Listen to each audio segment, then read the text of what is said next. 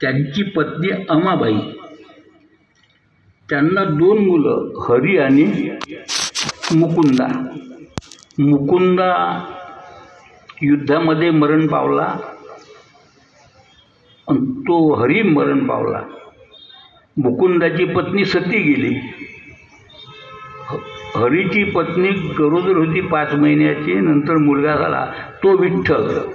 विठ्ठलचा पदाजी, पदाजीचा शंकर, शंकरचा कान्हया, कान्हयाचे बोल्लोबा, बोल्लोबाचे तुकोबा, महादेव विठोबा आणि नारायण तुकोबाचे मुलं. महादेवाचा आबाजी आणि आबाजीचा महादेव, मुकुंद आणि जयराम बाबा. लक्षात गुरुजी, एवढी वंशावळ आहे. तर हे मैपतीने लिहिलं. संत चरित्र हे पहिले नाभाजीने लिहिलं. मी पहिले सांगितलं नाभाजी कसा मैपतीला कशी प्रेरणा दिली. आणि हे